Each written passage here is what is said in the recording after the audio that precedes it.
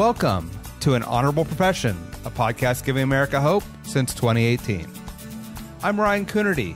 Along with Debbie Cox Bolton of the New Deal, I'm lucky enough to be your co-host.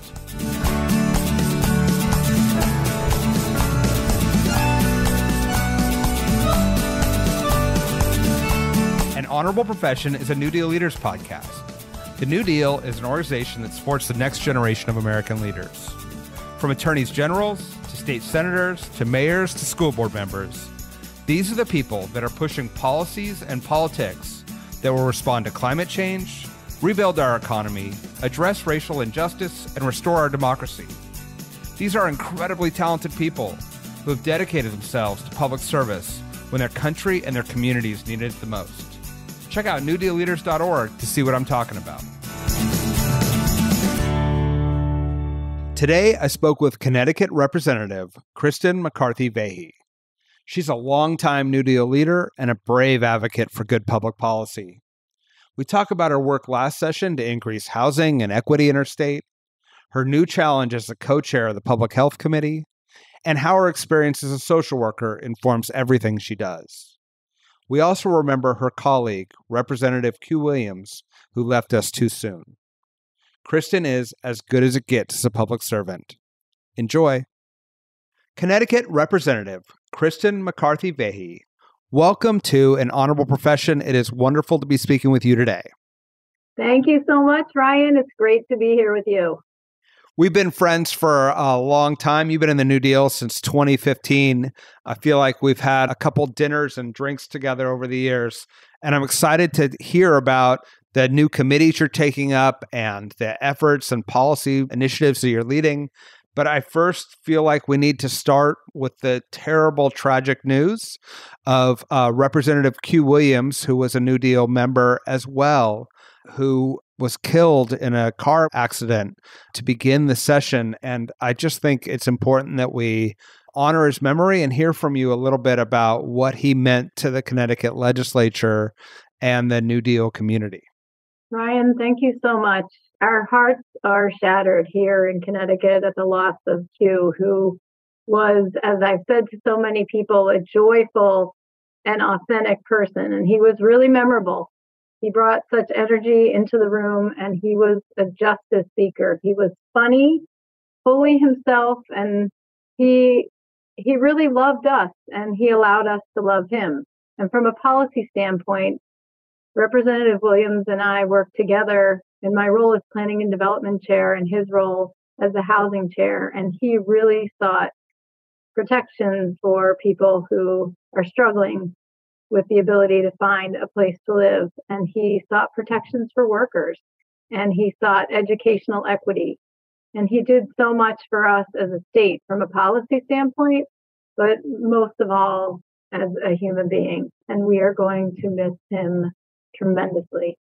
Yeah, it's such a hard way to start what should be a new beginning of a legislative session, to have to lose such an incredible talent and someone who's so committed to the community. I should mention that my co-host, Debbie Cox Bolton, the CEO of the New Deal, did an Honorable Profession podcast episode with Q Williams, and I encourage listeners to go out back and listen to his energy and his commitment to doing good. So, as I said, we are in the middle of a new, or we're at the beginning of a new legislative session.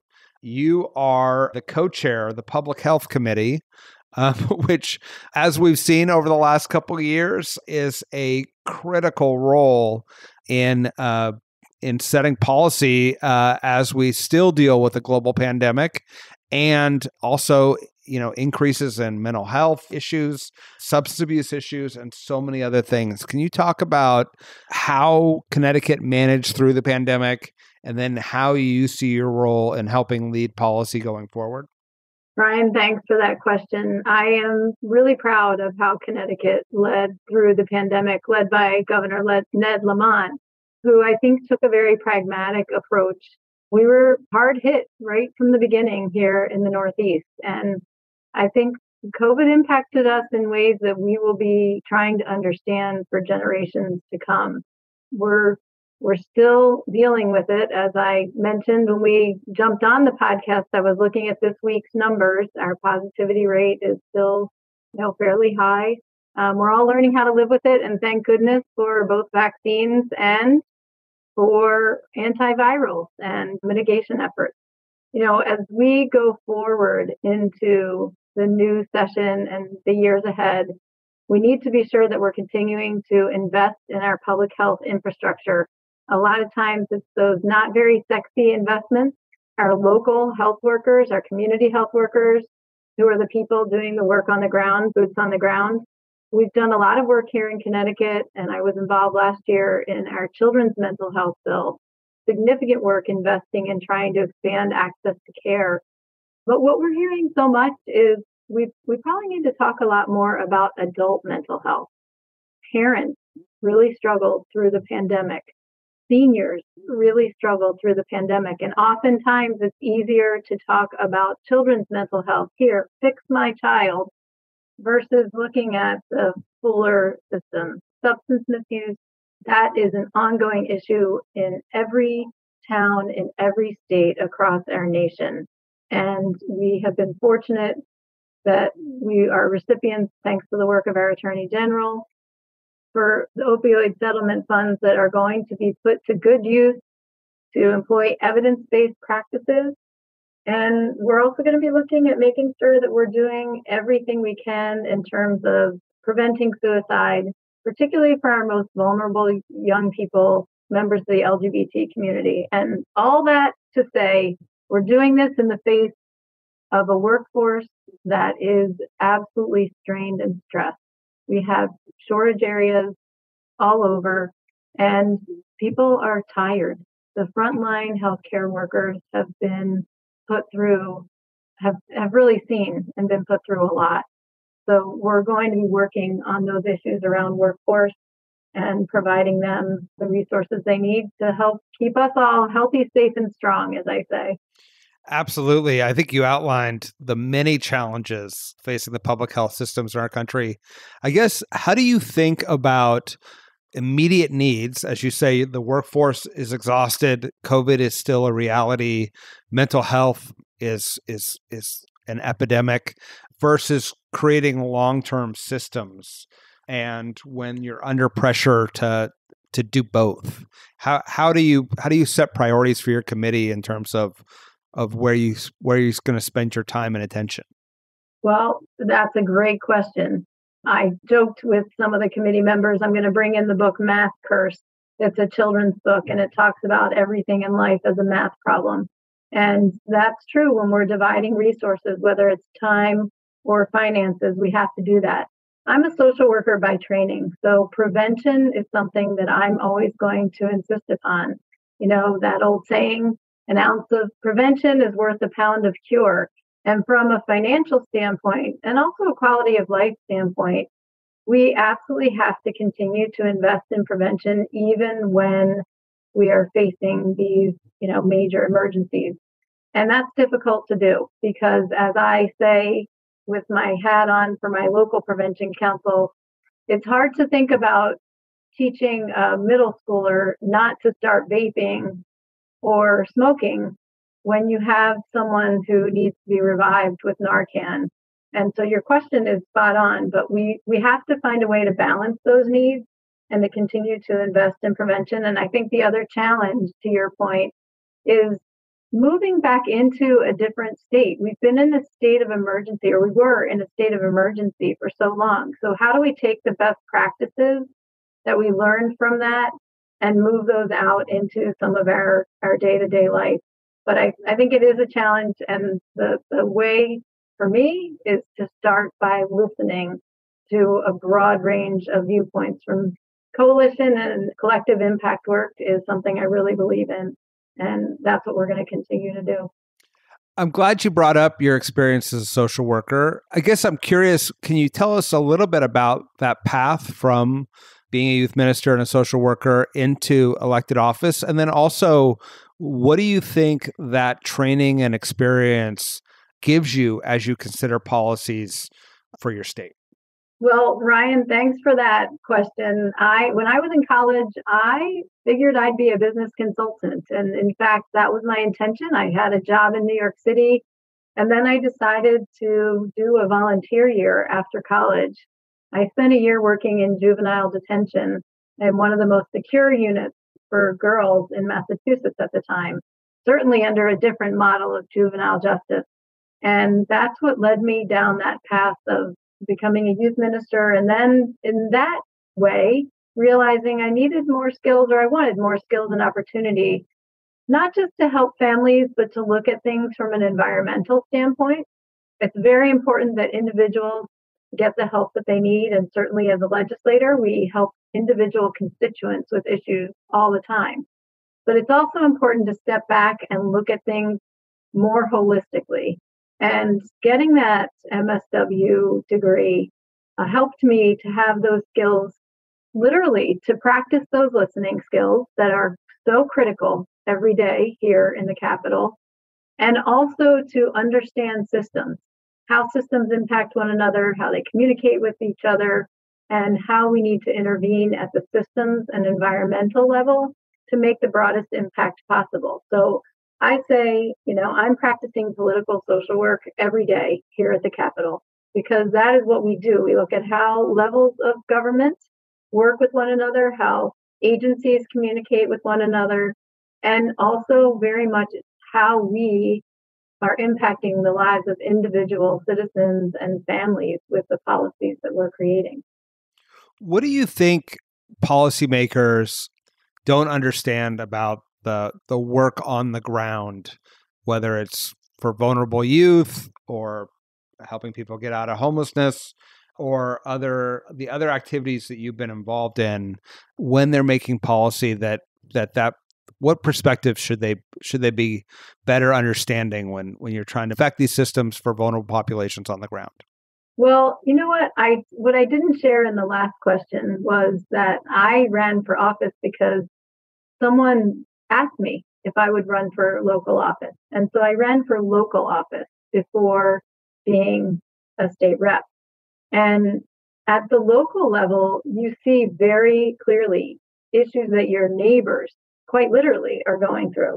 And your question is about, what should policymakers be looking at? I think that for me, I'm a big Brené Brown fan too. When we have empathy, when we lead with empathy, she talks about a soft front and a strong back. I think that's really, really critical. I try so hard, and I think it's really important to be able, as much as possible, to understand the perspective that folks are coming from. And again, to try and proactively go after a variety of perspectives. I think that's something that as policymakers, most of us have strong opinions and we have ideas and we're excited to get things done. And sometimes we think, well, I've got this idea and I know what's going to work. But we need to be humble enough to step back and say, well, that might not be the best idea now based on what I'm hearing from people. And also, again, have the humility to know that you don't have all the answers. Absolutely. I want to take those lessons and then hear specifically about how they were applied during your work as the chair of the Planning and Development Committee, and when you're looking at rezoning issues and density issues and other efforts to change housing policy, where it is often the most difficult, heated conversations any elected official can be involved in. And you took that on willingly and energetically. Can you talk a little bit about what that experience was like and what are the outcomes and lessons learned?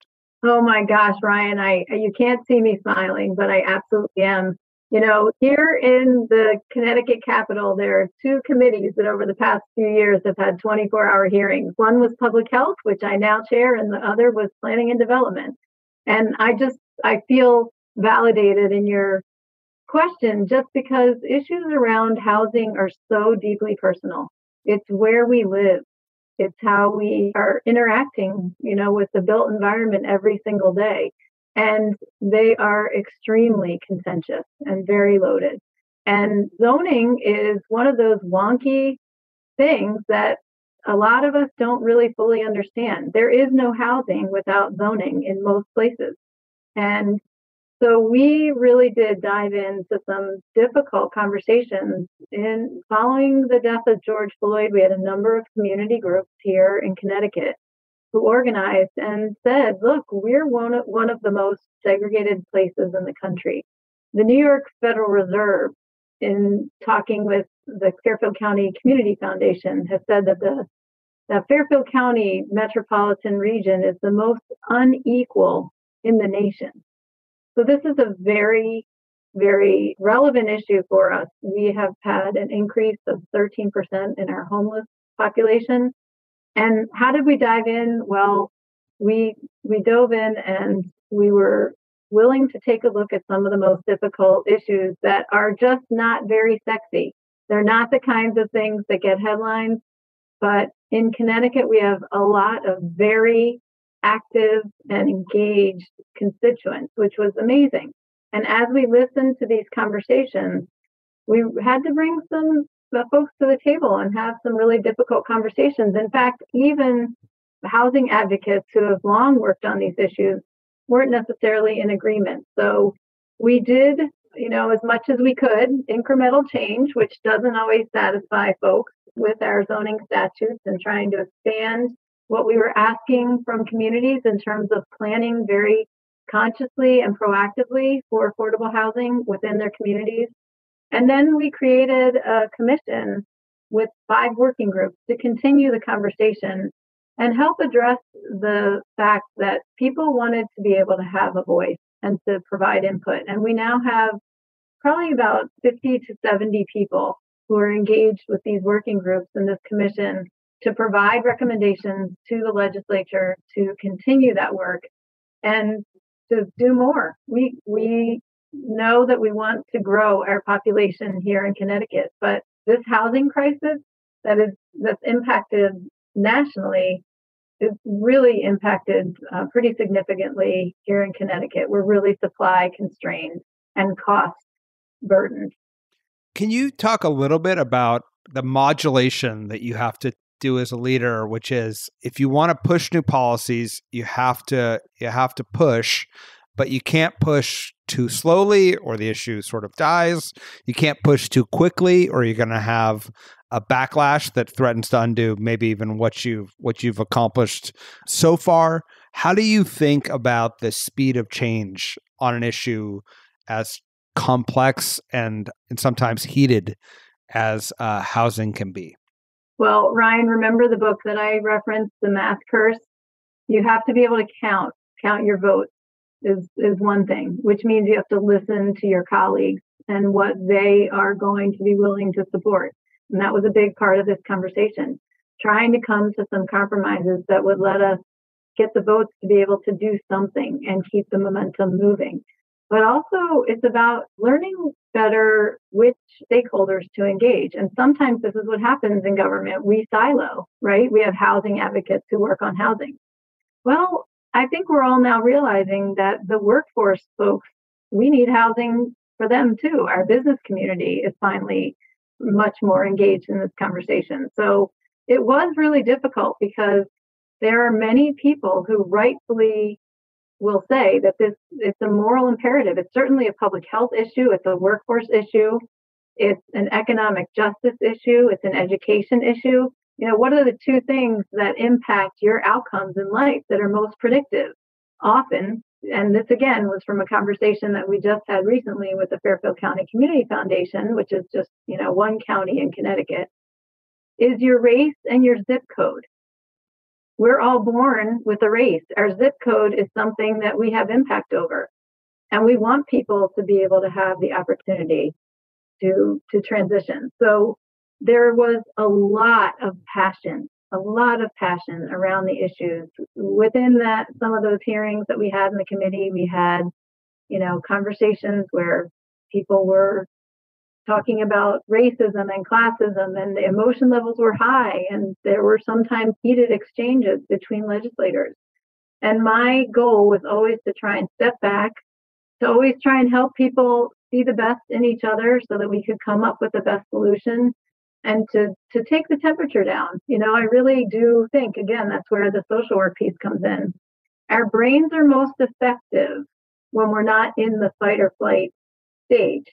So we had to do some stepping back and really, looking to the issues. There's a lot of privilege here in Connecticut. And how do we help communities develop in responsible ways? We've got coastal communities, so environmental issues.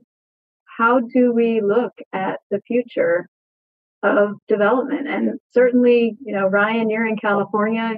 You understand these issues so well also. We want to have density in the right places. We want to build responsibly. We want to make sure that our seniors have a place that they can stay in their communities where they're surrounded by those social supports, that our young people can come back, but we also want to protect and preserve our environment. So a lot of competing interests and a lot of balancing acts. Absolutely. You talked about really listening and engaging with your fellow legislators. Can you talk about how you engaged with your constituents, right? This is an uncomfortable place for people to be because legislators, elected officials work for your constituents, yet there are times when you have to speak truth or raise uncomfortable issues. What did you find the reaction of your community to be, your neighbors, when you were taking on these kinds of issues and will continue to do so?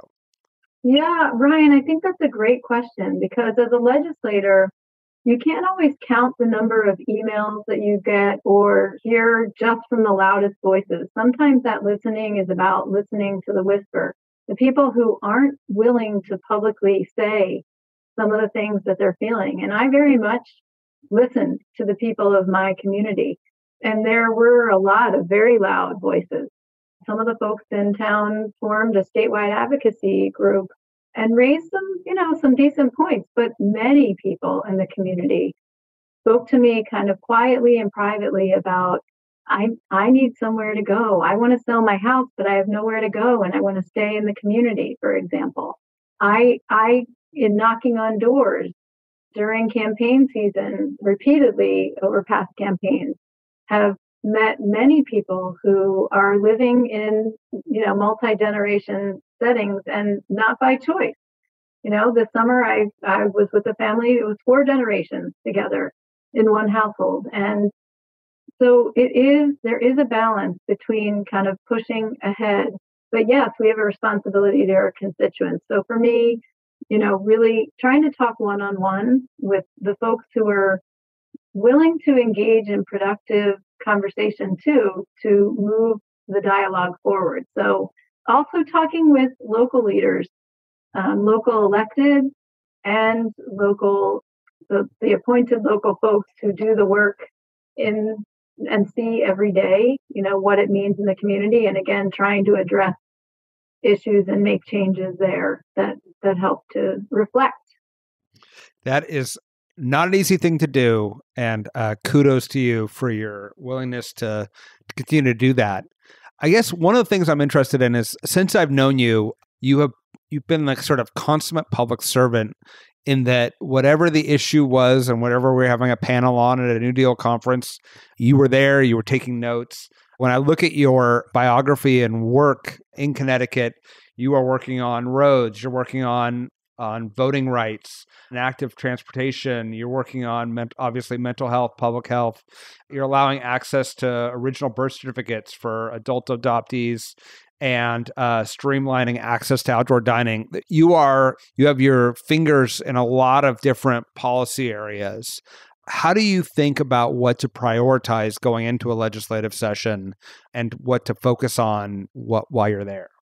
Ryan, thank you again for that. And I'm laughing because it's true. I have a lot of interest. And what ties all of those things that you said together is connection.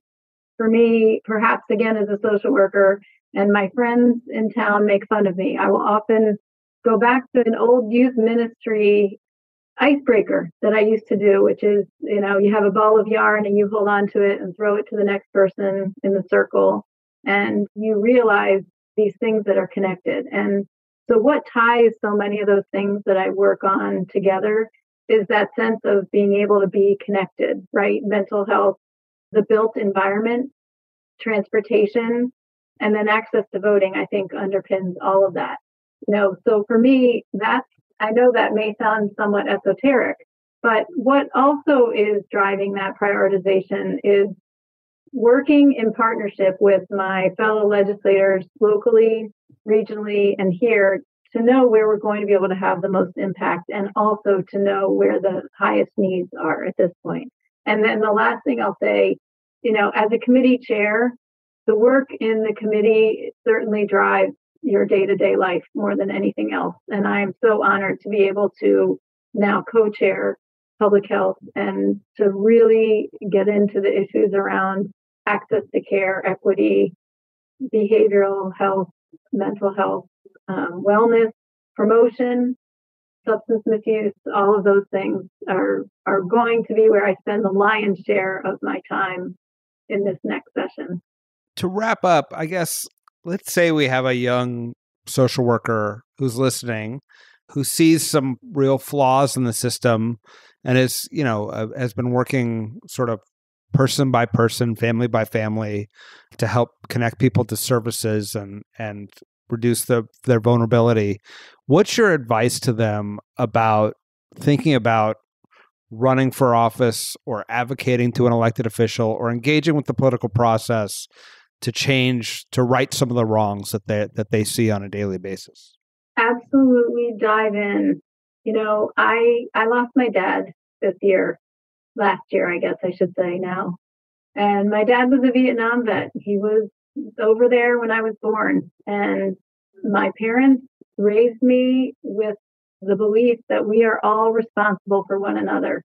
And I know you social workers out there, you have a code of ethics.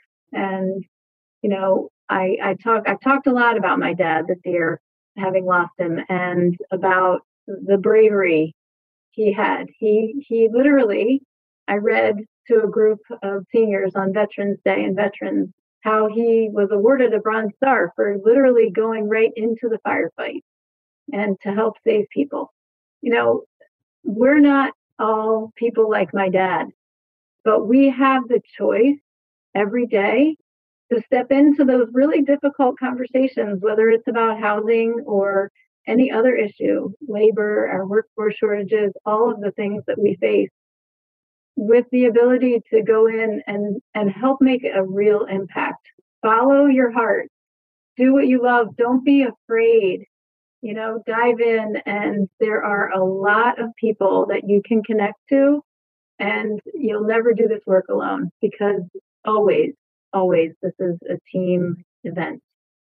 I love it. I always feel whenever I see you at a conference that we are on a team together where we engage with all these issues and challenges and opportunities, and your energy and commitment to public service is infectious. And I think we've been thrilled to have you part of the New Deal Network and to be helping all of us continue to roll up our sleeves and do the work for our communities. Thank you for your service. Ryan, it is such an honor to be a public servant for the people of my district, and to be a legislator in Connecticut and part of the New Deal is absolutely a gift to be able to be with so many other amazing leaders to learn from and be inspired together. And I'm really grateful for you having me here today. Thank you. May there be fewer urgent issues in the public health space this year for you to deal with. Maybe one less or a crisis or two would be a fair thing. And thank you again for joining us today. Thanks, Ryan. Thanks for listening to An Honorable Profession. Please subscribe to hear more amazing leaders, and keep asking your elected officials to be honorable.